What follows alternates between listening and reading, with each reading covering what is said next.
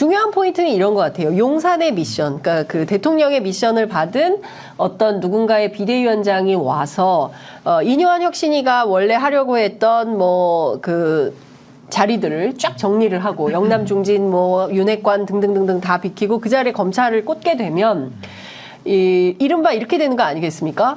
검찰 정권, 검찰 당, 그리고 나중에 검찰 국회를 만들어 보겠다. 그래서 검찰 천하에 나라를 좀 해보려고 하는 거 아닌가라는 의심이 드는 상황이에요. 그러니까 이 상황에서 가장 또 핵심적인 역할을 하는 좀 이해할 수 없는 게 뭐냐면 김홍일 방통위원장 후보자인데요. 이분이 지금 권익위원장을 하면서 동시에 지금 국회에 인사청문 요구서를 보낸 거 아니겠습니까? 그리고 방통위로 출근을 했어요. 어제 하루 휴가를 내고.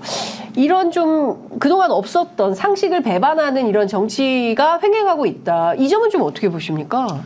일단 윤석열 대통령은 네. 박근혜 탄핵 과정을 너무 잘 알고 있습니다. 본인이 수사도 했고 여러 탄핵 과정 다 알고 있는데 지금 딱 저는 윤석열 대통령을 보면 원내 일당이 목표가 아니고요. 본인을 방탄할 정당을 만드는 게 목표다. 그러니까 소위 당시 이 박근혜 대통령 탄핵 과정에서 230여 표 정도 나왔었잖아요. 네. 그러니까 민주당과 국민의당, 그 당시 안철수당과 합쳐도 170석 정도인데 당시 새누리당에서 한 50표 정도가 이탈하면서 네. 이 박근혜 대통령 탄핵이 가능했던 거거든요.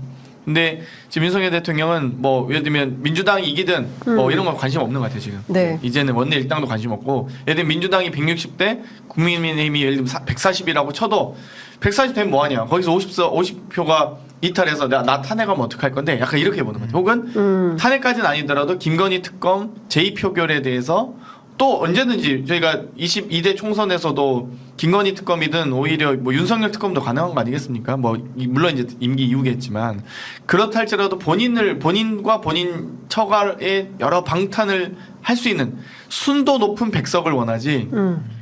뭐 원내 일당이다, 뭐 총선 승리다 전혀 관심 없는 것 같아요.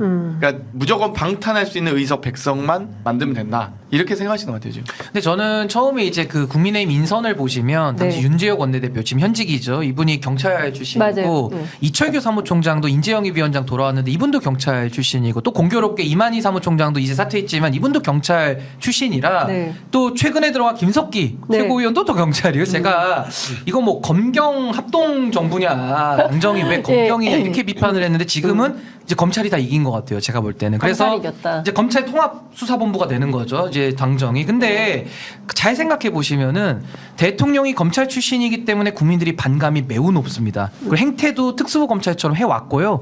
제가 이것을 뭐 군부 하나회에 좀 비유를 했었는데 검찰 특수부 하나회처럼 이제 권력을 사유하고 있다. 네. 공적 개선을 무너뜨리고 있다. 이런 제가 비유도 했었거든요. 근데 이제 와서 저는 김장연대라고 하는 이게 뭐 김장연대가 두 개가 있습니다. 김병민 장해찬도 김장이지만 그건 작은 김장이고 큰 김장. 큰 거기는 김장. 연대는 큰 아닌 것 김장. 같은데요. 아니, 그래도 뭐 작은 친하니까. 김장, 큰 김장. 근데 저는 큰 김장 연대. 그러니까 김기현, 장제원. 요 네. 김장 연대가 사실 최근에 지금 뭐 한 2, 3일 만에 와르르 무너지지 않았습니까? 전 이분들이 좀 버틸 줄 알았는데 어쨌든 금방 짐 싸서 지금 일단 피신을 간 거예요. 그럼 저는 여기서 볼 때 이게 약간 그 뭐랄까요? 그 윤석열 대통령의 당 장악이 이제 거의 완성 단계 아니냐. 완성. 이제 완성 단계로 가는 건데, 그러니까 그 완성의 목적은 아까 장경태 의원님 말씀하신 대로 그냥 네 사람 심기로 이제 가는 건데, 전 당연히 총선에서 심판받는다고 보고요. 지금 비대위원장이 중요한 이유는 비대위원장은 공관위원장하고 다릅니다. 비대위원장은 전권을 가지고 어느 정도 당의 일반 사무를 통할하는 것이고, 또 공관위원장이 와서 정리를 하고 누구 심을 건데, 그 다음에 이제 선대위원장이 오는 거잖아요. 이 세 명이 중요한데, 저는 비대위원장만큼은 윤석열 대통령의 대리인, 윤석열 대통령의 사령관 사자라 그럴까요? 그러니까 의사표시를 그대로 구현시키는 소위 말하는 아바타죠. 아바타가 전 올 거라고 봅니다. 근데 네. 그 아바타는 지금 다들 뭐 김한길 위원장 아니냐 이렇게 하는데 그 아바타는 숨어 있는 아바타고 네. 드러난 아바타가 올 가능성이 높다. 누굽니까? 근데 그 드러난 아바타라고 하면 이게 지금 국민의힘에 오기가 어려운 게 당이 네. 좋지가 않기 때문에 일반인들 중에 명망 있는 분들은 야 가서 내가 오물만 튀기는 거 아니냐 이러면서 고사하실 건데 이미 그 본캐를 다 구성하고 돌아가신 분이 있죠. 그 인요한 위원장이 네, 이제 네, 본업으로 네. 가셨는데 전 이분이 공관위원장 욕심 내셨으니까 이번에 하나 더 높여서 그냥 비대위원장을 받으시라. 그러면 이철규 사무총장이 물러났다가 인재영입 위원장으로 19일 만에 돌아왔듯이 이분도 19일 만에 돌아올 가능성이 높다. 19일 만에 비대위원장으로 한번 세보세요. 이뇨한 19일 만에 비대위원장 된다. 이철규 위원장과 복선처럼 마치 네. 김홍일 위원장 권익위 갔다가 방통위 가듯이 이게 돌려막기거든요. 예. 이 돌려막기가 이번에 이루어져서 저는 인요한 위원장의 돌려막기 비대위원장 갈 가능성이 매우 높다. 현실적이다. 저는 이렇게 봅니다. 우리 장경태 의원님 어떻게 보십니까? 저는 정상적 정당이라면 네. 지금 선출직 최고위원들까지 사퇴한 건 아니잖아요. 지금 지명직 최고위원과 정책위자 그 최고 그러니까 제가 지도부가 알기로는 지명직 최고위원도 다 사퇴한 걸로는 알고 지명은 뭐 당연직으로 사이가 되고요. 그러니까 당 대표가 맞습니다. 거린의 선택이기 때문에 임명직은 원래 다 되는데 선출직은 아직 좀 애매하더라고요. 네. 근데 정상적 정당이라면 그러니까 지도부의 과반이 고리되지 않았다면 당 대표를 임시전들을 통해서 다시 선출하는 게 맞죠. 지금 어찌되건 시간이 좀 촉박하더라도 뭐 한 달 반 정도면은 선출 가능하잖아요. 그래서 네. 빠르게 지도 체제를 완성하고 어찌되건 국민과 당원이 뽑은 지도부를 선출된 권력이 당을 운영하게 하는 게 맞다고 보는데 비대위는 가장 윤석열 대통령이 바라고 또 현역 의원들이 기득권을 지킬 수 있는 방식이거든요. 그래서 아마도 비대위로 전환될 가능성이 높긴 하지만 정상적 정당이라면 당대표를 선출하는 게 맞다라고 보고 아마 비대위원장에 대한 여러 함합평은 있습니다만 저는 뭐 결국 말씀하신 대로 돌려막기인데 인요한은 아닐 것 같아요. 인요한은 아니다. 인요한 교수님이 갖고 있는 이제 여러 이 문제들도 있기 때문에 아마 그 정도까지 리스크 테이킹 하진 않을 것 같고 아. 저는 김한길 비대위원장도 상당히 유력하다. 네. 왜냐하면 또 어찌됐건 민주당의 얼굴로 예. 민주당이었던 분을 얼굴로 선거를 치러야 윤석열 대통령이 희석될 수 있는 가능성도 높다고 보거든요. 네. 물론 제3의 인물도 전 충분히 가능하다 보고요. 뭐 여러 가지 지금 함합평이 있습니다만 네. 결국 윤심이 작동하는 거니까 네. 100% 장악된 상태로 총선을 치를 가능성이 매우 높다. 그럼 이렇게 됩니까? 김한길, 안철수, 윤석열 다 이렇게 지금 와 있는데 윤석열 대통령도 문재인 정부 출신이고 김한길, 안철수는 새정치민주연합을 공동대표했었잖아요. 그렇죠. 그럼 이거 뭐 새정치민주연합의 힘입니까? 당명을 어떻게 바꿔야 됩니까? 그러니까 검찰 출신의 새정치민주연합의 힘으로 네. 그럼 당명이 바뀌는 거거든요. 검찰 새정치민주연합의 그러니까 힘. 검찰 새정치민주연합의 힘. 근데 왜냐하면 이게 김한길 위원장이 온다 그러면은 물론 마쿠에서야 지금 뭐 하겠죠. 라인도 네. 짜고 대통령의 역할, 뭐 윤심 실어주고 하겠지만, 그러니까 전달자 역할은 하겠지만 이분이 비대위원장으로 온다 그러면 제가 지금 말한 당명대로 개명되는 효과가 있지 않는가. 아무리 본인들이 국민의힘이다 빨간색 상표를 써도 내용물 자체가 윤석열 대통령은 검찰총장 출신 문재인 정부에서 왔고 거기다가 본류들은 다 사라지고 없어졌고 그리고 이제 남은 거는 안철수, 김한길. 뭐 내지는 조정훈, 뭐 내지는 뭐 이상민 의원도 오신다면 네. 새정치민주연합의 힘이라는 비판을 거부할 게 있습니까? 이거보다 더 정확한 설명이 있나요? 아니 근데 저는 그게 궁금해요. 국민의힘은 이제 정통 보수 정당이고 영남 이제 가짜 보수겠죠 이렇게 되면은. 가짜 보수. 이렇게 되면 이제 가짜 보수가 되는 거죠. 근데 가짜 보수는 심판해야 되는데. 심판 받아야죠. 역사적, 정치적 심판 다 받아야 돼. 아니 근데 지금 그렇게 되면은 네. 뭐 대통령이 그랬잖아요. 그 저 어딘가요? 그 녹음 파일 공개된 내용을 보면 당 뽀개로 왔다. 그 녹취. 예, 녹취. 네. 그다음에 나는 사실은 민주당보다 국민의힘 더 싫어한다. 저거는 그 플랫폼으로 이용하는데 쥐약 먹었다. 그러니까 나와요 실제로. 맞아요. 네. 쥐약 먹는 것들. 뭐. 네. 예, 이용해야 지금- 된다. 뭐 이렇게. 예, 그럼 이용 당하는 거예요? 아니 이미 이용이 끝났다니까. 이용이 끝났다. 완성이 됐다. 이미 뭐- 완성이 아니 이제 근데 완성 그러면 단계. 여기 계시는 주류 정치인들은 뭐예요? 그냥 저는 민심동행 하잖아요 나와서. 그러니까 이게 그러니까 정상적으로 판단을 하면 이 당에 대해서 판단이 먼저 앞서야 되고요. 판단이 끝나면 행동으로 옮겨야 됩니다. 근데 저는 이미 판단을 끝냈고 행동을 했고 지금 많은 분들은 이 안에서 판단 과정이거든요. 그러니까 이미 전제에 대해서 저랑 다른 거예요. 네. 전제가 저는 이미 판단이 끝났고 네. 그분들은 판단 과정, 그러니까 여지가 있다, 변화의 가능성이 있다라는 걸 보고 전 그걸 존중합니다. 그럼 그분들의 판단의 시점이니까. 근데 제가 이렇게 볼 때는 윤석열 대통령 제가 10월 25일에 나올 때도 네. 강서구청장 졌는데 김기현 대표가 그때 생각해 보시면 올인 선거였어요. 올인. 모든 자원을 다 넣었습니다. 그러니까 장수로 치면은 실패한 전투인데 결과적으로 거기다가 군량미도 다 넣고 포탄도 다 넣어서 깨진 거예요. 전멸했어요. 근데 장수는 그대로 있고 밑에 사령관들만 싹 갈아가지고 책임지고 대리 책임. 그 다음에 책임졌던 이철규 사무총장을 또 인재영입 위원장으로 돌리는. 이거 장난입니까? 뭡니까 이게 국민 앞에. 저 이렇게 하는 건 아니라고 보는 거죠. 보궐선거를 보면서 아 정말 이제 국민의힘의 당일 시스템이 거의 다 무너졌구나라고 생각했던 게요. 일단 기본적으로 김태우 후보를 공천하는 과정도 막 사면과 복권 과정이 매우 비상식적이었고 뭐 판결 난 지 3달도 안 돼서 바로 사면 복권 났잖아요. 그런 제도 네. 없죠. 그런 그리고 예가 나서 제가 이제 알기로는 김기현 대표 대단히 김태우 후보 공천에 대해서는 다른 후보를 좀 공천하고 싶어 했다고 저는 이제 들었는데 그 공천하는 과정이 아주 굴욕적으로 김기현 대표가 무릎 꿇고 그 이후에 저희도 민주당 입장에서도 보궐선거에 막 당력을 총력전을 펼치거나 이러기에는 지도부로서 상당히 부담이 있거든요. 그랬는데 갑자기 막 선대위원장으로 나경원, 정호택 국회부의장 등을 막 투입하길래 저희가 그 다음 날 최고위원들이 공동 선대위원장 맡게 돼요. 저희도 네. 화요일 날 맡았다고 해서 수요일 최고위에서 부랴부랴 저희도 막 공동 선대위원장 맡아서 이제 이 총력전 지원 유세를 시작하거든요. 그런데 사실 그렇게 판을 키울 이유가 없었어요. 네. 근데 제가 보기에는 분명히 이제 이미 대통령도 인해 장막에 쌓였구나. 분명히 이 강서구청장 보궐선거 해볼만 합니다라는 보고를 받았을 거고 네. 그럴 거면 최대한 해서 꺾어 그리고 본인이 대통령 되고 나서 사실 본인이 지휘하는 첫 선거를 진 거거든요 사실상 그러니까 김기현 대표가 지휘했다고 누가 생각하겠습니까? 본인이 지휘한 선거 이렇게 참패하니까 그걸 인정을 못하는 거예요. 그리고 나서 부산 엑스포 될 것 같습니다 라는 보고가 올라왔으니까 저렇게 또 총력전하면서 뭐 막판 뒤집기 총력전 이런 얘기 헛소리 나오는 거잖아요. 사실 누가 그렇게 봅니까? 이미 늦게 시작했고 정말 아주 개판으로 준비했는데 그러니까 지금 이제 이런 것 같아요. 저희가 얘기하는 문제의 본질은 사실 강서 보궐선거 때부터 계속 지적됐던 문제인데 핵심은 대통령이고 그리고 국정운영 기조를 바꿔라 변화해야 된다라는 건데 지금 주변에서 변죽만 계속 올리고 있는 거고 급기야 이제 그 도하의 그 보수 언론들이 나서기 시작했습니다. 이게 언제 봤던 풍경이냐면요.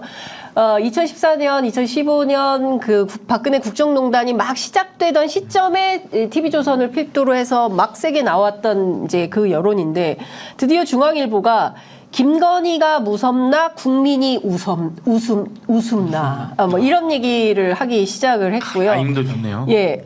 그리고 더 큰 문제는 조선일보 사설에 이런 내용이 나옵니다. 정치인은 대통령의 쫄병이 아니다. 쫄병이 아니다. 공무원들은 심각한 대통령 부인의 문제를 직언할 수는 없지만 정치인은 할 수 있어야 된다. 그러지 못하면 정치할 자격이 없다. 이런 얘기를 합니다. 그러니까 무슨 얘기냐면 자 우리가 너무 이상하잖아요. 명품백 300만 원짜리 가방이에요. 이걸 무슨 창고에 보관하고 있다는 거 아닙니까? 근데 이거를 전 사실 민주당도 좀 불만입니다. 아니 그거 어딘지 창고를 열어라 말이지. 도대체 어디에 있는 건지 이거 저는 찾아야 된다고 봅니다. 민주당이 적극적으로. 제가 계속 지금 그 반환용 창고가 있다고 하는데 네. 반환용 창고가 어디냐 그리고 실제 이걸 반환했냐 예. 그 뇌물죄든 청탁수수법이든 예. 그 사실을 뇌물로 인지한 순간 바로 반환해야 되거든요. 그렇죠. 예, 신고도 해야 됩니다. 근데 지금 3주가 넘었습니다. 그렇습니다. 그런데도 불구하고 뭐 반환했다는 예. 얘기는 없고요. 예. 그리고 실제 반환했는지 혹은 반환하면 보면 알겠죠. 생활기스가 있는지 없는지 사용하시는 적도 일단 예. 보겠지만 예. 그러니까 저희가 최고 이 3주 벌써 이제 3주 전이죠. 예. 3주 전에 처음에 나왔을 때는 언론사와 이제 뭐 여러 진실방으로 저희가 좀 두고 봤습니다. 예. 그리고 나서 지난주 월요일 날 정청래 최고위원과 제가 예. 모두 발언해서 디올백 공개해달라. 네. 이거 반환했는지 아닌지 요거 밝혀달라. 대통령실 묵묵부담입니다. 그리고 나서 계속 반환용 창고라는 게 저희 민주당도 집권했던 당인데 청와대 반환용 창고라는 게 없습니다. 기본적으로. 그리고 실제 김건희 여사가 만나려면 사람 네. 만나려면 대통령실에서 만나야죠. 부속실에서 네. 만나면 되죠. 왜 호반업 콘텐츠 사무실에서 만나고 거기가 네. 대통령 부속실입니까? 네. 말이 안 되는 상황이에요. 예. 이 지금 그 대화 내용에서도 뭐 금융위원회에 대한 인사 개입 혹은 내가 대북 남북 관계에 개입을 해야겠어 이러잖아요. 아 호칭이 1인칭이에요. 예. 내가 해보니까. 그래서 내가 해보니까. 네. 그래서 김건희 표 대북 정책이 나오는 거 아니냐 이런 정말 두려운 상상도 하게 되는데 이런 상황에서 정말 이제 보수 언론도 더 이상 두고 볼 수 없다. 아마도 총선 임박해서는요. 그리고 국민의힘의 공천 학살이 상당히 진행되고 있는 과정에서는 김건희 여사의 이 인사 개입이 저는 아마 수면 위로 올라올 거라고 봅니다. 분명히 저는 아마 많은 분들이 문제. 저는 근데 민주당이 지금 그 백 어딨냐 이거에 집중할 때가 아니고요. 본질을 좀 짚어줘야 되는데 민주당이 항상 그게 약해요. 그때 뭐 저는 장용태 의원님 그때 조명 논란도 있었지만은 저는 그것도 본질은 아니라고 봅니다. 그렇죠. 본질은 대통령 배우자의 권력 개입 내지는 사유화. 이게 본질이거든요. 네. 그럼 이걸 어떻게 따져야 되냐면은 사실은 김건희 여사의 행동들을 지금 수사 필요하다는 물증이 나온 겁니다. 그럼 수사에 들어가야 돼요. 네. 근데 문제는 김건희 여사가 지금 그 배우자죠. 배우자인데 우리나라 법제로는 원래 제2부속실을 통해서 합법적으로 보좌할 수 있게 돼 있었습니다. 근데 과거에 이재명 대표가 경기도지사 시절에 김혜경 여사에 대해서 경기도청 사무관, 경기도에서 월급을 주는 이재명 대표를 보좌하라고 한 그분이 결제 상신한 것도 하나도 없고 11년 동안 이재명 대표를 위해서 일하는 줄 알았더니 국민 세금으로 김혜경 여사 비서를 했다. 이래서 권력 사유화하고 이게 저는 이재명 대표의 직권남용 혐의다라고 제가 주장을 했거든요. 네. 똑같이 대입을 해보시죠. 그러면 김건희 여사도 대통령 배우자입니다. 도지사의 배우자 똑같습니다. 근데 국정 그 보조받은 걸 넘어서서 그러니까 비합법적으로 부속실이 없으니까 오히려 국정에 이제 개입하고 있다는 논지까지 나온 거잖아요. 그렇다면 이것은 100% 윤석열 대통령 직권 남용으로 걸어야 되는 거예요. 네. 이재명 대표 똑같은 논리로. 예. 근데 그거를 안 건들고 그냥 직권남 그 청탁금지법 내지는 뇌물 요 정도로만 멈추니까 저는 좀 답답하다. 네. 더 본질적인 문제를 짚어야 되는데 제2부속실 문제, 특별감찰관 문제까지도 못 나가잖아요. 이게 저는 좀 답답한 부분인 거고 저는 지금 정치꾼들은 다음 선거를 생각하고 정치인은 다음 미래를 생각한다는 명언이 있거든요. 지금 미래 생각하는 정치인 누가 있습니까? 다 다음 선거에 골몰하지 않나요? 솔직하게. 다음 선거에 자기 뺏지다는 거에 많이들 골몰하고 있는데 저는 정말 정치인이 필요한 시대라고 저는 보고요. 지금 국민들이 저는 나쁜 면역에 이제 감염돼 있다고 봐요. 그 면역이 뭐냐면은 왜 당무 개입에 대해서 이렇게 관대하죠? 윤석열 대통령이 과거에 공직선거법 위반, 뭐 법은 좀 다르지만은 박근혜 대통령이 청와대 있을 때 경선 그 여론조사 돌려본 거 가지고 2년을 실형을 때렸거든요. 윤석열 대통령이. 그럼 그 기준을 자꾸 얘기해주면서 이 당무 개입에 대해서는 너무 심각한 문제인데 이 정당법에도 처벌 규정이 있었고요. 이 공직선거법 이제 선거 다가오니까 뭐 걸릴 게 수두룩 빽빽 많고 공무원법도 걸립니다. 모든 게 걸려요. 근데 여기에 대해서 너무나도 관대하다. 전 이게 굉장한 저는 불만이고 지금 국민들이 이건 너무 당연하게 지금 여기시는 것 같아요. 네. 전 이건 아니다. 그걸 짚어줘야 된다 저렇게 봅니다. 이 현기한 정무수석이 공천에 개입했다가 실형을 살았잖아요. 그렇죠. 마찬가지로 윤석열 대통령의 당무 개입에 대해서는 괜찮다고 생각하는 저는 국민은 없다고 봐요. 지적이 다 안 나오니까. 문제라고 하는데 네, 네. 수사가 제대로 안 되는 거죠. 그러니까 수사. 지금 검찰권을 모두 다 장악하고 있는 상황에서 그리고 지금 검찰공화국이라고 하는 게 저희가 지금 법무부 장관 검사다 혹은 국무총리 비서실장이 검사다라고 해서 하는 게 아닙니다. 정말 50보 100보 양보해서 대통령실에 검사 출신을 그래 같이 일했던 사람 데려갈 수 있어요. 그렇다 쳐도 왜 교육부 장관, 노동부 장관 뭐 보좌진들을 검사가 가야 되는지, 서울대학교 병원 감사는 왜 검사가 가야 되는지, 왜 국민연금공단의 상임이사가 검사가 가야 되는지, 심지어 방통위 현장에 검사가 왜 와야 되는지 아무도 모르겠습니다. 그러니까 이해할 수 없는 지금 나라를 망치고 있는 대통령이고요. 이제는 아마 총선 과정에서 저는 이 모든 검찰권 남용과 공권력 남용에 대한 모든 수사, 저는 윤석열 대통령이 아마 대한민국 역사상 가장 최악의 대통령으로 기록될 수밖에 없다. 저는 박근혜 대통령보다 더 무능하고 더 무책임하다 봐요. 박근혜 대통령도 최소한 정무적 감각을 가지고 있는 분이거든요. 최소한의. 그래서 본인이 잘못하고 죄진 거 알아요. 그래서 대국민 담화하고 본인이 사과, 국민 사과, 그러니까 뭐 정유라 사건이든 최순실 뭐 국정농단이든 이때 대국민 사과라도 해요. 윤석열 대통령 지금까지 대국민 사과 한 적이 단 한 번도 없습니다. 아니 하다못해 세월호 참사 때도 박근혜 대통령 사과합니다. 근데 이태원 참사, 오송 참사했을 때 윤석열 대통령이 대국민 사과 한 적이 없거든요. 그러니까 아무런 정치 감각이 없는, 정무적 감각, 판단 능력도 없는 분이에요. 근데 저는 이런 하나만 네. 제가 지적하면 그 장경태 의원님은 아마 공수처법에 대해서 잘 아시겠지만 공수처법에 보면요 수사 범위가 정해져 있습니다. 그러니까 뭐 검사도 수사 대상이고 대통령실에도 수석비서관 이상 차관급 이상 고위공직자들은 거의 다 수사 대상이고요. 직권남용 직무유기는 다 수사할 수 있거든요. 그러니까 문재인 정부에서 만들었던 이 공수처라는 그 성과가 왜 지금 작동이 안 되는가? 그럼 저는 이거죠. 검사들만 탓할 게 아니라 그 지금 일 잘못하고 덮어주고 과잉 수사는 이 검찰에 대해서 공수처를 만들어 놨잖아요. 그걸 통해 가지고 수사할 수 있도록 안 한다는 걸 질타하면서 공수처를 갖다가 좀 소위 말하면 조진다 그러죠. 그걸 좀 해야 되는데 민주당은 지금 거기에 대해서는 제가 관심 많이 없어요. 없고 그냥 이걸 정치적으로만 자꾸 얘기하려고 하다 보니까 국민들은 탄핵도 마찬가지죠. 탄핵도 그게 가능하려면 수사적인 그 공소장 정도가 어느 정도 뒷받침이 돼서 탄핵으로 넘어갔고 정치인들이 먼저 탄핵을 외친 것이 아니라 국민들이 먼저 거리로 나오면서 정치인들이 끌려왔거든요. 그러면서 그 헌법재판소가 8대 0으로 만장일치로 탄핵을 시킨 거거든요. 특히 대통령에 대해서는 국민 통합 때문에. 그래서 저는 지금도 검찰을 저도 당연히 비판하고 문제가 많은데요. 근데 특검은 또 국회 때문에 그렇다 치면 공수처에 대해서도 한번 좀 고민해 볼 필요가 있다. 왜 그럼 공수처에게 부실하고 왜 운영이 잘 안 되고 작동이 안 되는가? 전 이거 국민의 한 사람으로서 매우 답답한 부분입니다. 네. 공수처에 예산을 안 줘서 공수처 수사관들 임금도 못 준 적이 있고요. 근데 지금 있는 공수처- 인력으로라도 해야죠, 그래도. 네, 아시겠죠? 공수처가 워낙 검사 20명, 25명에 수사관 40명밖에 안 되는 매우 작은 조직이라서 공수처가 검찰을 상대로 대항할 수 있나? 저는 공수처에게 너무 그건 지나친 책임을 묻는 거라고 보고요. 심지어 또 이번 이제 지금 현재 시즌이 공수처장 교체식입니다.